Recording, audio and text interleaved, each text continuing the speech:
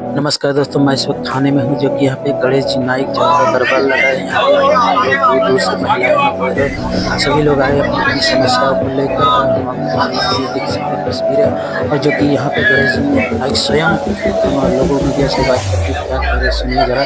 और यहाँ पब्लिक के बीच में भी मैं आपको पब्लिक से भी सुनाता हूँ क्या समस्याएं हैं।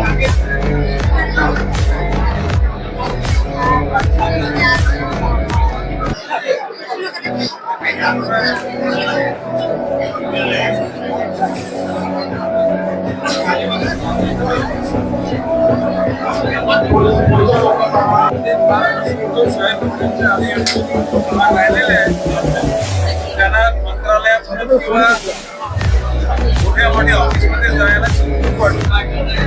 जनता दरबारामध्ये बिनधास्तपणे येतात आणि आमच्या जनता मांडताय निश्चितपणे त्या व्यक्तीला मार्ग मोकळा करू.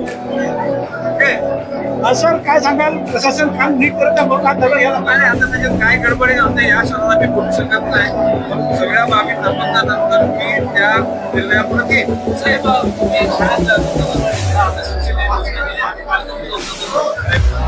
मगाशी बोललेलं आहे की माझे देवेंद्रजी फडणवीस, माननीय एकनाथ शिंदे, माननीय अजितदादा पवार यांच्या जे महायुतीचं सरकार आहे त्या सरकारच्या महाराष्ट्रातल्या जिल्ह्यात आणि तालुक्यात त्या ठिकाणी दीपक गणेश थांबा.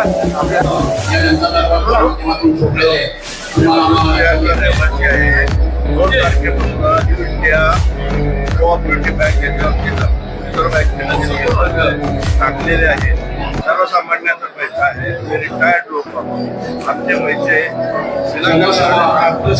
आज आत्महत्या करण्याची काय झालेलं आहे. मी निवेदन देण्यासाठी मंत्री महोदयाकडे आलेलो आहे. त्यांनी या बँकेवरची निर्बंध काढून आपलं निवेदन देऊन झाल्यावर बाजूला आलेलो आहे. धन्यवाद. आपलं निवेदन देऊन झाल्याबरोबर